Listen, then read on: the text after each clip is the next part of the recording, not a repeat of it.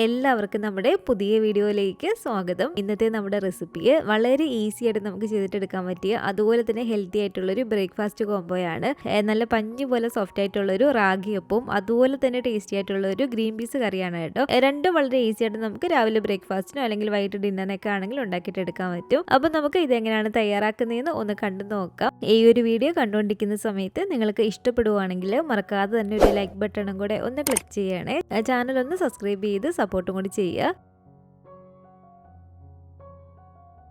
അപ്പോൾ നല്ല പഞ്ഞി പോലെ സോഫ്റ്റ് ആയിട്ടുള്ള ഈ ഒരു റാഗി കൊണ്ടുള്ള അപ്പം റെഡിയാക്കി എടുക്കാൻ വേണ്ടിയിട്ട് 250 ml ഈ ഒരു കപ്പിൽ 2 കപ്പ് അളവിൽ ഞാൻ റാഗി പൗഡർ ഈ ഒരു പാത്രത്തിലേക്ക് ഇട്ട് കൊടുക്കുകയാണ്. അളവ് കപ്പില്ലെങ്കിൽ സാധാ വലിപ്പമുള്ള ഒരു ഗ്ലാസ്സിൽ വേണമെങ്കിൽ നിങ്ങൾക്ക് അളന്നിട്ടെടുക്കാം. ബാക്കി ചേരുവകളൊക്കെ നിങ്ങളൊരു ഗ്ലാസ്സിനനുസരിച്ച് കറക്റ്റായിട്ട് ചേർത്ത് കൊടുക്കണമെന്നേ ഉള്ളൂ. ഞാനിപ്പോൾ ഇവിടെ എടുത്തിരിക്കുന്ന ഈ ഒരു റാഗി പൗഡർ നമ്മൾ സാധാരണ കടയിൽ നിന്ന് പാക്കറ്റിൽ വാങ്ങിക്കുന്ന ഒരു റോസ്റ്റഡ് റാഗി പൗഡർ ആണ് കേട്ടോ എടുത്തിരിക്കുന്നത്. ഇനി നിങ്ങൾക്ക് അല്ലാതെ ഇതുപോലെ മുഴുവനായിട്ടുള്ള റാഗി വാങ്ങിച്ചിട്ട് നന്നായിട്ട് കഴുകി ഉണക്കി പൊടിച്ചിട്ട് അങ്ങനെ ഒരു പൗഡർ വേണമെങ്കിൽ എടുക്കാനാണ് കേട്ടോ. ഇനി നമുക്കിതിലേക്ക് നമ്മൾ പൊടി ഇളന്നിട്ടെടുത്ത ആ ഒരു സെയിം കപ്പിൽ തന്നെ ആദ്യം 1 കപ്പ് അളവിൽ വെള്ളം ഒഴിച്ച് കൊടുത്തിട്ട് നന്നായിട്ടൊന്ന് മിക്സ് ചെയ്ത് നോക്കാം. വീണ്ടും ഞാനിതിലേക്ക് 1 കപ്പ് വെള്ളം എടുത്തിട്ടുണ്ട്. അതിലൊരു പകുതി ഇതിലേക്ക് ചേർത്ത് കൊടുത്തൊന്ന് മിക്സ് ചെയ്തിട്ട് എടുക്കുകയാണ്. ഇതുപോലെ നമ്മൾ കുറച്ച് വെള്ളം ഒഴിച്ച് കൊടുത്തൊന്ന് മിക്സ് ചെയ്ത് നോക്കുക കേട്ടോ. ഞാനിപ്പോൾ ഒരു 2 കപ്പ് ഫുള്ള് ഇതിലേക്ക് മുഴുവനായിട്ട് ഒഴിച്ച് കൊടുത്തിട്ടുണ്ട്. അപ്പോൾ 2 കപ്പ് പൊടിക്ക് ഇപ്പം തന്നെ ഞാൻ ഇതിലേക്ക് 2 കപ്പ് വെള്ളം ഫുള്ളായിട്ട് തന്നെ ഒഴിച്ച് കൊടുത്ത് നന്നായിട്ടൊന്ന് മിക്സ് ചെയ്തെടുത്തിട്ടുണ്ട്. ഇനി നമുക്ക് ഇതുപോലെ മൂടി വെച്ച് അടച്ചു വെച്ച് കൊടുത്തിട്ട് ഒരു 10 മിനിറ്റ് ഒന്ന് റെസ്റ്റ് ചെയ്യാൻ വേണ്ടിയിട്ട് വെക്കാം. അപ്പോൾ ഇതൊരു 10 മിനിറ്റോളായിട്ട് ഇതുപോലെ ഒന്ന് റെസ്റ്റ് ചെയ്യാൻ വെച്ചിട്ട് വീണ്ടും നന്നായിട്ടൊന്ന് മിക്സ് ചെയ്തിട്ട് എടുക്കുക. ഇനി നമുക്കിതിലേക്ക് ചേർത്ത് കൊടുക്കേണ്ടത് ഒരു 1/4 കപ്പ് അളവിൽ ചോറാണ്. അതുപോലെ തന്നെ 1 കപ്പ് അളവിൽ തേങ്ങയും കൂടി ചേർത്ത് കൊടുത്തിട്ട് നന്നായിട്ടൊന്ന് മിക്സ് ചെയ്തിട്ട് എടുക്കുക. ഇനി നമുക്കൊരു ബാറ്റർ മിക്സിയിലേക്ക് ഒഴിച്ച് കൊടുത്തിട്ട് നല്ല ഫൈനായിട്ടൊന്ന് അരച്ചിട്ടെടുക്കണം. അപ്പോൾ 2 തവണയായിട്ട് ഒഴിച്ച് കൊടുത്തിട്ടാണ് കേട്ടോ ഞാൻ ഈ ഒരു ബാറ്റർ ഒന്ന് അരച്ചിട്ടെടുക്കുന്നത്. അതുപോലെ തന്നെ ഇനി ഇതിലേക്ക് വേണ്ടത് ഒരു 3/4 ടീസ്പൂൺ മുതൽ 1 ടീസ്പൂൺ വരെ നമുക്കിതിലേക്ക് ഇൻസ്റ്റന്റ് ഈസ്റ്റ് ചേർത്ത് കൊടുക്കാം. ഇനി നിങ്ങൾ ഡ്രൈഡ് ഈസ്റ്റ് ആണ് എടുക്കുന്നതെങ്കിൽ ഒരു ഇളം ചൂടുള്ള ഒരു 3 ടേബിൾ സ്പൂണോളം വെള്ളം എടുക്കുക. അതിലേക്ക് നമ്മൾ കുറച്ച് പഞ്ചസാരയും ആ ഒരു ഡ്രൈഡ് ഈസ്റ്റും കൂടി ചേർത്തൊന്ന് മിക്സ് ചെയ്തിട്ട് എടുക്കുക. ഒരു 10 മിനിറ്റിനുള്ളിൽ തന്നെ ഒരു ഈസ്റ്റ് നന്നായിട്ട് പൊങ്ങി വരും. ആ ഒരു മിക്സ് വേണം നമ്മൾ ഇതിലേക്ക് ഒഴിച്ച് കൊടുക്കാൻ വേണ്ടിയിട്ട്. ഡ്രൈഡ് ഈസ്റ്റ് ആണ് എടുക്കുന്നതെങ്കിൽ ഇനി ഇതിലേക്ക് നമുക്കൊരു 2 ടീസ്പൂൺ അളവിൽ പഞ്ചസാര ഇട്ട് കൊടുക്കാം. അപ്പോൾ ഒരു ഈസ്റ്റും കൂടി ചേർത്ത് കൊടുത്തിട്ട് നല്ല ഫൈനായിട്ട് ഇതുപോലെ ഞാനൊന്ന് അരച്ചെടുത്തിട്ടുണ്ട്. ഇതിന് നമുക്ക് വേറൊരു പാത്രത്തിലേക്ക് ഇതുപോലെ ഒഴിച്ചു കൊടുക്കാം. അപ്പോൾ ബാക്കിയുള്ള ഒരു ബാറ്ററും ഇതുപോലെ തന്നെ മിക്സിഡ് ഒരു ജാറിലേക്ക് ഒഴിച്ചു കൊടുത്തിട്ട് നല്ല ഫൈനായിട്ട് ഇതുപോലെ ഒന്ന് അരച്ചെടുത്തിട്ടുണ്ട്. അപ്പോൾ അതുകൊണ്ട് ഞാൻ ഈ ഒരു പാത്രത്തിലേക്ക് ഒഴിച്ചു കൊടുത്തിട്ടുണ്ട്. അപ്പോൾ അരച്ചെടുത്തതിന് ശേഷം ഇതുപോലെ നന്നായിട്ടൊന്ന് മിക്സ് ചെയ്ത് നോക്കുക. ആ ഒരു ബാറ്ററിൻ്റെ ഒരു കട്ടിയെ ഇതിപ്പോൾ കുറച്ചൊരു തിക്കായിട്ടാണ് ഇരിക്കുന്നത്. ഇതുപോലെ ഈ ഒരു മിക്സിയുടെ ജാറിലേക്ക് തന്നെ ഞാനൊരു 1/4 കപ്പ് അളവിൽ വെള്ളം ഒഴിച്ച് കൊടുത്തിട്ട് നന്നായിട്ടൊന്ന് മിക്സ് ചെയ്തിട്ട് എടുക്കുകയാണ്. ആ ഒരു വെള്ളം നമുക്കിതിലേക്ക് ഫുള്ളായിട്ട് തന്നെ ഒഴിച്ചു കൊടുക്കാം. അപ്പോൾ ലാസ്റ്റ് ഇതുപോലെ 1/4 കപ്പും കൊണ്ട് ഞാൻ ഇതിലേക്ക് വെള്ളം ചേർത്ത് കൊടുത്തിട്ടുണ്ട്. അപ്പോൾ ടോട്ടൽ നമ്മൾ ഇതിലേക്ക് ചേർത്ത് കൊടുത്തിരിക്കുന്ന വെള്ളം 2.25 കപ്പ് അളവിലാണ് കേട്ടോ. അപ്പോൾ ഇതുണ്ടല്ലേ ഈ ഒരു കട്ടിക്ക് വേണം നമ്മൾ ഈ ഒരു റാഗി അപ്പത്തിന് വേണ്ടിയിട്ടുള്ള ഒരു ബാറ്റർ റെഡിയാക്കി എടുക്കാൻ വേണ്ടിയിട്ട്. ഇതിലും ലൂസായി പോകരുത് കേട്ടോ. അപ്പോൾ മാവ് ഞാനിവിടെ റെഡിയാക്കി എടുത്തിട്ടുണ്ട്. ഇനി നമുക്കിതുപോലെ മൂടി വെച്ച് അടച്ചു വെച്ച് കൊടുത്തിട്ട് ഇതൊന്ന് റെസ്റ്റ് ചെയ്യാൻ വേണ്ടിയിട്ട് വെക്കാം. നന്നായിട്ട് ഈ ഒരു മാവ് നമുക്കൊന്ന് പൊങ്ങി കിട്ടണം. നല്ല ചൂടുള്ള സ്ഥലങ്ങളൊക്കെ ആണെങ്കിൽ ഒരു 1.5-2 മണിക്കൂറിനുള്ളിൽ തന്നെ നമുക്ക് നന്നായിട്ട് പൊങ്ങി വരും. അത്യാവശ്യം നല്ല തണുപ്പുള്ള സ്ഥലങ്ങളൊക്കെ ആണെങ്കിൽ ഒരു 3 മണിക്കൂർ മുതൽ 4 മണിക്കൂർ വരെയൊക്കെ എടുക്കട്ടെ ഈ ഒരു മാവ് പൊങ്ങി കിട്ടാൻ വേണ്ടിയിട്ട്. ഇവിടെ ഇപ്പോൾ ചെറിയൊരു തണുപ്പുള്ളതുകൊണ്ട് തന്നെ എനിക്ക് ഈ ഒരു മാവ് ഇതുപോലെ പൊങ്ങി വരാൻ വേണ്ടിയിട്ട് കറക്റ്റ് ഒരു 3.5 മണിക്കൂറോളം എടുത്തു കേട്ടോ. അപ്പോൾ ഒരു 3.5 മണിക്കൂറിന് ശേഷം ഈ ഒരു മാവ് ഇതുപോലെ കണ്ടില്ല നന്നായിട്ട് നമുക്കൊന്ന് പൊങ്ങി കിട്ടിയിട്ടുണ്ട്. ഇനി ഒരു മാവ് നമ്മൾ ഒരുപാട് ഇട്ടം ഇളക്കണ്ട. ഇതിലേക്ക് നമുക്ക് ആവശ്യത്തിനുള്ള ഉപ്പും കൂടി ഇട്ട് കൊടുക്കാം. എന്നിട്ടൊന്ന് മിക്സ് ചെയ്തിട്ട് എടുക്കുക.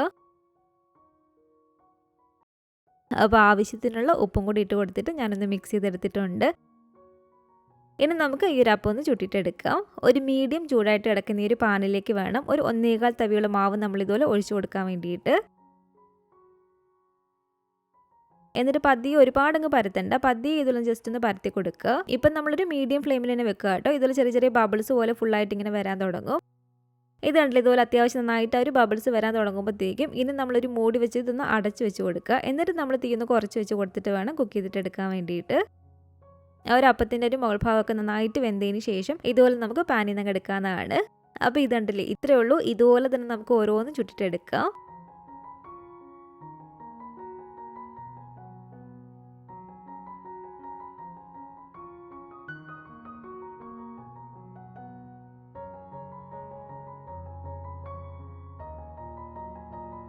അപ്പോൾ ഇതുണ്ടല്ലോ നമ്മുടെ റാഗി കൊണ്ടുള്ള അപ്പം എല്ലാം തന്നെ ഞാനിവിടെ ചുട്ടെടുത്തിട്ടുണ്ട്. റാഗി വെച്ചിട്ട് ചെയ്തുകൊണ്ട് തന്നെ നമ്മൾ സാധാരണ പച്ചരിയൊക്കെ വെച്ച് ചെയ്യുന്നതിനെക്കാട്ടിലും കുറച്ചും കൂടി നല്ല ഹെൽത്തി ആയിട്ടുള്ളൊരു അപ്പമാണ്. അപ്പോൾ ഈ ഒരു അപ്പത്തിൻ്റെ കൂടെ ഞാനിപ്പോൾ കറിയായിട്ട് ഗ്രീൻ പീസ് കറിയാണ് ഇവിടെ റെഡിയാക്കിയിട്ട് എടുക്കുന്നത്. അതിനായിട്ട് ഞാനിപ്പോൾ ഇവിടെ കുറച്ച് ഗ്രീൻ പീസ് വെള്ളത്തിൽ നിന്ന് കുതിർത്തി എടുത്തിട്ടുണ്ട്. ഇതുപോലെ 250 ml ഈ ഒരു കപ്പിൽ 1.5 കപ്പ് അളവിൽ ഡ്രൈഡ് ഗ്രീൻ പീസ് ഞാൻ തലേന്ന് വെള്ളത്തിലിട്ടൊന്ന് കുതിർത്തി എടുത്തിരിക്കുന്നതാണ് കേട്ടോ. അപ്പോൾ കുതിർത്തി എടുത്ത ഗ്രീൻ പീസ് വീണ്ടും നന്നായിട്ട് കഴുകിയതിന് ശേഷം ഇതൊരു കുക്കറിലേക്ക് ഞാൻ ഇട്ട് കൊടുത്തിട്ടുണ്ട്. ഇതിലേക്ക് ഞാനൊരു 3/4 ടീസ്പൂൺ അളവിൽ മീറ്റ് മസാല ഇട്ട് കൊടുക്കുകയാണ്. മീറ്റ് മസാലയ്ക്ക് പകരം നിങ്ങൾക്ക് ഗരം മസാല വേണമെങ്കിൽ ചേർത്ത് കൊടുക്കാവുന്നതാണ്. അതുപോലെ തന്നെ ഒരു 1/2 ടീസ്പൂൺ അളവിൽ മഞ്ഞൾപ്പൊടിയും കൂടി ഇട്ട് കൊടുത്തിട്ടുണ്ട്. അതുപോലെ തന്നെ ഇതിലേക്ക് ആവശ്യത്തിനുള്ള ഉപ്പും കൂടി ഇട്ട് കൊടുക്കാം. ഒരു 2-2.5 കപ്പ് അളവിൽ വെള്ളം കൂടി ഒഴിച്ച് കൊടുത്തിട്ടുണ്ട്. ഈ ഒരു ഗ്രീൻ പീസ് കറിയിൽ നിങ്ങൾക്ക് വേണമെങ്കിൽ ചെറുതായിട്ട് ക്യാരറ്റും പൊട്ടറ്റോ ഒക്കെ കട്ട് ചെയ്തിട്ട് വേണമെങ്കിൽ ചേർത്ത് കൊടുക്കാവുന്നതാണ്. ഒരു തണ്ട് കറിവേപ്പിലയും ഒരു 1/2 ടേബിൾ സ്പൂൺ അളവിൽ വെളിച്ചെണ്ണയും കൂടി ഇതിലേക്ക് ഞാൻ ഒഴിച്ചു കൊടുക്കുകയാണ്. എന്നിട്ട് നന്നായിട്ടൊന്ന് മിക്സ് ചെയ്തതിന് ശേഷം ഇനി നമുക്കിതൊന്ന് വേവിച്ചിട്ടെടുക്കാം. എനിക്കിപ്പോൾ എൻ്റെ ഈ ഒരു കുക്കറിൽ ഒരു 2 വിസിലൊക്കെ അടിക്കുമ്പോഴത്തേക്കും തന്നെ നന്നായിട്ട് ഗ്രീൻ പീസ് വെന്ത് കിട്ടുക കേട്ടോ. ഹൈ ഫ്ലെയിമിൽ ഒരു വിസിലും പിന്നെ ലോ ഫ്ലെയിമിൽ ഒരു വിസിൽ അടിക്കുമ്പോഴത്തേക്കും നന്നായിട്ട് തന്നെ ഇതുപോലെ വെന്ത് കിട്ടിയിട്ടുണ്ട്. അപ്പോൾ ഇതുണ്ടല്ലേ ഗ്രീൻ പീസ് നമ്മൾ നന്നായിട്ട് തന്നെ ഇതുപോലെ ഒന്ന് വേവിച്ചിട്ടെടുക്കുക. ഇനി നമുക്കിതുപോലെ ഒരു മിക്സിയുടെ ജാറിലേക്ക് ഇതുപോലെ ചെറിയൊരു 5-6 വെളുത്തുള്ളി എടുത്തിട്ടുണ്ട്. അതുപോലെ തന്നെ ഈ ഒരു വലിപ്പമുള്ള ഇഞ്ചിയും കൂടി ഞാൻ എടുത്തിട്ടുണ്ട് കേട്ടോ. അത് നമുക്കൊരു മിക്സിയുടെ ജാറിലേക്ക് ഇട്ട് കൊടുക്കാം. പിന്നെ നമ്മുടെ എരിവിന് ആവശ്യമായിട്ടുള്ള പച്ചമുളക് ഇതിലേക്ക് ചേർത്ത് കൊടുക്കുക. നമ്മൾ ഈ ഒരു കറിയിലേക്ക് മുളക് പൊടിയൊന്നും ചേർക്കുന്നില്ല. അപ്പോൾ എരിവിനായിട്ട് പച്ചമുളകാണ് ചേർത്ത് കൊടുക്കുന്നത്. അപ്പോൾ നമ്മൾ എടുക്കുന്ന പച്ചമുളകിൻ്റെ ആ ഒരു എരിവൊക്കെ അനുസരിച്ച് വേണം നമുക്ക് ഇതിലേക്ക് പച്ചമുളക് ചേർത്ത് കൊടുക്കാൻ വേണ്ടിയിട്ട്. ഞാനിപ്പോൾ ഇതിലേക്ക് ഒരു 7 പച്ചമുളക് ചേർത്ത് കൊടുക്കുന്നുണ്ട് കേട്ടോ. അപ്പോൾ ഇത് മൂന്നും കൂടി നമുക്ക് നന്നായിട്ട് ഇതൊന്ന് ചതച്ചിട്ടെടുക്കാം. അപ്പോൾ ഇതൊന്ന് ചതച്ചെടുത്തിട്ടുണ്ട്. ഇനി ഇതുപോലൊരു പാനിലേക്ക് നമുക്ക് കുറച്ച് വെളിച്ചെണ്ണ ഒഴിച്ച് കൊടുക്കാം. ഈ ഒരു കറിയൊക്കെ നമ്മൾ വെളിച്ചെണ്ണയിൽ തന്നെ ചെയ്യണം കേട്ടോ. എങ്കിൽ മാത്രമേ നല്ലൊരു ടേസ്റ്റ് ഉണ്ടാവത്തുള്ളൂ.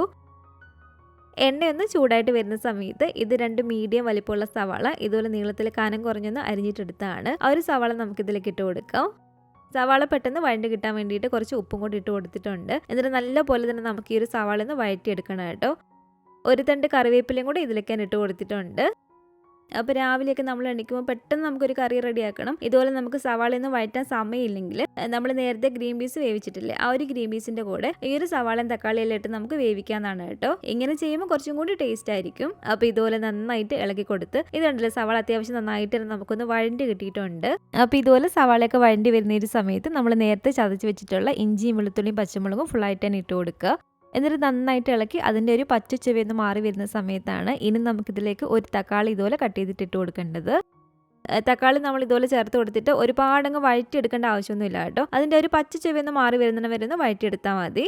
അപ്പോൾ തക്കാളിയുടെയൊക്കെ ഒരു പച്ച ചെവിയൊന്ന് മാറി വരുന്ന സമയത്ത് ഇനി ഇതിലേക്ക് നമുക്ക് ആവശ്യത്തിനുള്ള പൊടികൾ ഇട്ട് കൊടുക്കാം. 1 ടീസ്പൂൺ അളവിൽ മല്ലിപ്പൊടിയും അതുപോലെ തന്നെ ഒരു 1/2 ടീസ്പൂൺ അളവിൽ കുരുമുളക് പൊടി ഇട്ട് കൊടുക്കുകയാണ്. ഇതൊരു 1/2 ടീസ്പൂൺ അളവിൽ മീറ്റ് മസാലയാണ്. നേരത്തെ പറഞ്ഞ പോലെ തന്നെ മീറ്റ് മസാലയ്ക്ക് പകരം നിങ്ങൾക്ക് ഗരം മസാല വേണമെങ്കിലും ചേർത്ത് കൊടുക്കാം. 1/4 ടീസ്പൂൺ അളവിൽ മഞ്ഞൾപ്പൊടിയും കൂടി ചേർത്ത് കൊടുത്തിട്ട് നന്നായിട്ടൊന്ന് മിക്സ് ചെയ്തിട്ട് എടുക്കുക. ഇനി നമുക്കൊരു മിക്സിയുടെ ജാറിലേക്ക് ഒരു 1.5 കപ്പ് അളവിൽ തേങ്ങ ഇട്ട് കൊടുക്കാം.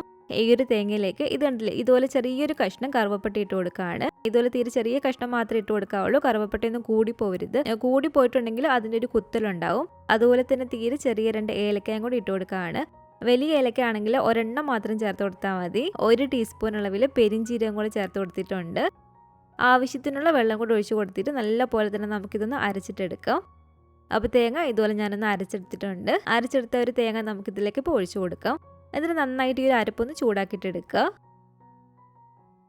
ആ ഒരു മിക്സിയുടെ ഒരു ജാറ് കഴുകിയ കുറച്ച് വെള്ളം ഇതിലേക്ക് ഞാൻ ഒഴിച്ചു കൊടുത്തിട്ടുണ്ട് കേട്ടോ. അപ്പോൾ അരപ്പൊന്ന് ചൂടായിട്ട് വരുന്ന സമയത്ത് നമ്മൾ നേരത്തെ വേവിച്ച് വെച്ചിരിക്കുന്ന ഒരു ഗ്രീൻ പീസ് ഇല്ലേ, ആ ഒരു ഗ്രീൻ പീസ് മുഴുവനായിട്ട് തന്നെ ഇതിലേക്ക് ഇട്ട് കൊടുക്കാം. എന്നിട്ട് നല്ല പോലെ തന്നെ ഇതുപോലെ ഇളക്കിയിട്ടെടുക്കുക. ഇതുപോലെ നന്നായിട്ട് ഇളക്കിയെടുത്തതിന് ശേഷം ഇനി നമുക്കിതിലേക്ക് ആവശ്യത്തിനുള്ള വെള്ളം ഒഴിച്ചു കൊടുക്കാം. ഒരു ഇളം ചൂടുള്ള വെള്ളം ഒഴിച്ചു കൊടുക്കുന്നതായിരിക്കട്ടെ നല്ലത്. ഒരുപാട് ചൂടുള്ള വെള്ളമല്ല, ഒരു ഇളം ചൂടുള്ള വെള്ളം ഒഴിച്ചു കൊടുക്കുന്നതാണ് ഏറ്റവും നല്ലത്. ഞാനിപ്പോൾ ഇതിലേക്ക് ഒരു 2 കപ്പോളം ഇളം ചൂടുള്ള വെള്ളം ഒഴിച്ചു കൊടുത്തിട്ടുണ്ട്. എന്നിട്ട് വീണ്ടും നന്നായിട്ട് ഇതുപോലെ ഇളക്കി നന്നായിട്ട് ചൂടാക്കിയിട്ട് എടുക്കുക. നമ്മൾ ഗ്രീൻ പീസ് വേവിച്ച സമയത്ത് ഉപ്പ് ചേർത്ത് കൊടുത്തിരുന്നു. അതുപോലെ തന്നെ ഒരു സവാള വഴറ്റുന്ന സമയത്ത് ഉപ്പ് ചേർത്ത് കൊടുത്തിരുന്നു. അപ്പോൾ ഉപ്പ് നോക്കിയിട്ട് ആവശ്യമുണ്ടെങ്കിൽ ചേർത്ത് കൊടുക്കേണ്ടതാണ്. അതുപോലെ തന്നെ ഇതിൻ്റെ എരിവ് നോക്കിയിട്ട് നിങ്ങൾക്ക് ഇതിലേക്ക് കുറച്ചും കൂടി കുരുമുളക് പൊടി വേണമെന്നുണ്ടെങ്കിൽ ഇതുപോലെ ചേർത്ത് കൊടുക്കാവുന്നതാണ്. ആ ഒരു എരിവ് നോക്കിയിട്ട് മാത്രം ചേർത്ത് കൊടുക്കുക കേട്ടോ. ഞാനിപ്പോൾ ഇതുപോലെ കുറച്ച് കുരുമുളക് പൊടിയും കൂടി ഇട്ട് കൊടുത്തിട്ട് നന്നായിട്ടൊന്ന് ഇളക്കിയിട്ട് എടുക്കുകയാണ്. അപ്പോൾ ഇത് നന്നായിട്ട് ചൂടായിട്ട് വരുന്ന സമയത്ത് ഇനി നമുക്കിതിലേക്ക് എണ്ണയൊന്ന് താളിച്ചൊഴിക്കണം. ഇതുപോലെ ഒരു പാത്രത്തിൽ കുറച്ച് എണ്ണ ഒഴിച്ച് നന്നായിട്ട് ചൂടായിട്ട് എടുക്കുകയാണ്. ഇതിലേക്ക് നമുക്കൊരു ടീസ്പൂണോളം കടുക് ഇട്ട് കൊടുക്കാം. കടുകൊന്ന് പൊട്ടി വരുമ്പോഴത്തേക്കും കുറച്ച് ഉള്ളി അരിഞ്ഞിട്ട് കൊടുത്തിട്ട് നന്നായിട്ടൊന്ന് മൂപ്പിച്ചിട്ട് എടുക്കുക. ഉള്ളി മൂത്ത് വരുമ്പോഴത്തേക്കും ഇതുപോലെ വറ്റൽമുളകും കറിവേപ്പിലയും കൂടി ഇട്ട് കൊടുത്തിട്ടൊന്ന് മൂപ്പിച്ചിട്ട് എടുക്കുക. ശേഷം നമുക്കിതിലേക്ക് ഒഴിച്ച് കൊടുത്തിട്ട് നന്നായിട്ടൊന്ന് മിക്സ് ചെയ്തിട്ട് എടുത്താൽ മതി. അപ്പോൾ ഇതുണ്ടല്ലോ, ഇത്രയേ ഉള്ളൂ. നല്ല അടിപൊളി ടേസ്റ്റി ആയിട്ടുള്ള നമ്മുടെ ഒരു ഗ്രീൻ പീസ് കറി ഇവിടെ റെഡി ആയിട്ടുണ്ട്. അപ്പോൾ ഇതുണ്ടല്ലോ, നല്ല പഞ്ഞി പോലെ സോഫ്റ്റ് ആയിട്ടുള്ള ഈ ഒരു റാഗി അപ്പത്തിൻ്റെ കൂടെ നല്ല ചൂടോട് കൂടിയിട്ട് തന്നെ നമ്മുടെ ഒരു കറി നമുക്ക് സെർവ് ചെയ്യാവുന്നതാണ്. പിന്നെ ഒരു കാര്യം എടുത്തു പറയണം കേട്ടോ, നമ്മൾ സാധാരണ പച്ചരിയൊക്കെ അരച്ചിട്ടുണ്ടാക്കുന്ന ഒരു വെള്ളയപ്പം ഈ ഒരു അപ്പമായിട്ട് നമ്മളൊരിക്കലും കമ്പയർ ചെയ്യരുത്. കാരണം പച്ചരി അരച്ചിട്ടുണ്ടാക്കുന്നതിന് അതിന് കുറച്ചും കൂടി ടേസ്റ്റ് കൂടുതലാണ്. പക്ഷെ നമ്മളൊരു പച്ചരി വെച്ചിട്ടുണ്ടാക്കുന്നതിന് വെള്ളയപ്പത്തിനേക്കാളും കുറച്ചും കൂടി ഹെൽത്തി ആയിട്ട് നമ്മൾ റാഗിപ്പൊടി വെച്ച് ചെയ്തുകൊണ്ട് കുറച്ചും കൂടി ഹെൽത്തി ആയിട്ട് നമുക്ക് ഈ ഒരു അപ്പം കഴിക്കാൻ പറ്റും. അപ്പോൾ നിങ്ങൾ ഇതുപോലെ റാഗി വെച്ചിട്ട് അപ്പം ഉണ്ടാക്കി നോക്കിയിട്ടില്ലെങ്കിൽ ഈ ഒരു രീതിക്ക് ചെയ്ത് നോക്കിക്കോളൂ കേട്ടോ. നല്ല പെർഫെക്റ്റ് ആയിട്ടാണ് നമുക്ക് ഇതുപോലെ റെഡിയാക്കി എടുക്കാൻ പറ്റും. അതുപോലെ തന്നെ നല്ല ടേസ്റ്റി ആയിട്ടുള്ളൊരു കറിയുമാണിത്. അപ്പോൾ ഇതുപോലെ നിങ്ങൾ ഉണ്ടാക്കി നോക്കുകയാണെങ്കിൽ നിങ്ങളുടെ അഭിപ്രായങ്ങളൊക്കെ മറക്കാതെ തന്നെ നമ്മുടെ കമൻറ്റ് ബോക്സിൽ വന്ന് അറിയിക്കുക. അതുപോലെ തന്നെ ഈ ഒരു വീഡിയോ ഇഷ്ടപ്പെട്ടെങ്കിൽ മറക്കാതെ തന്നെ ഒരു ലൈക്ക് ബട്ടൺ കൂടെ ഒന്ന് ക്ലിക്ക് ചെയ്യണേ. നിങ്ങളുടെ ഫാമിലിയും ഫ്രണ്ട്സും ഒക്കെ ആയിട്ട് നമ്മുടെ ഒരു വീഡിയോ ഒന്ന് ഷെയർ ചെയ്ത് കൊടുക്കുക. പുതിയതായിട്ട് ഈ ഒരു ചാനൽ ആരെങ്കിലും കാണുന്നുണ്ടെങ്കിലും ഇതുവരെയായിട്ടും ഈ ഒരു ചാനൽ സബ്സ്ക്രൈബ് ചെയ്തിട്ടില്ലെങ്കിലും താഴെ കാണുന്ന ഒരു റെഡ് സബ്സ്ക്രൈബ് ബട്ടണും കൂടെ ഒന്ന് പ്രസ് ചെയ്ത് സപ്പോർട്ട് ചെയ്യണേ. കൂട്ടത്തിലെ കാണുന്ന ബെല്ലൈക്കണും കൂടെ ഒന്ന് ക്ലിക്ക് ചെയ്ത് അതിൽ ഓൾ എന്നൊരു ഓപ്ഷൻ തന്നെ കൊടുക്കുകയാണെങ്കിൽ ഞാൻ പുതിയ റെസിപ്പികളൊക്കെ ഇടുന്ന സമയത്ത് നിങ്ങൾക്കതിൻ്റെ നോട്ടിഫിക്കേഷൻ കിട്ടുന്നതായിരിക്കും. ഇൻഷാ അല്ലാഹ് വീണ്ടും നമുക്കിതുപോലെ നല്ലൊരു റെസിപ്പി ആയിട്ട് കാണാം.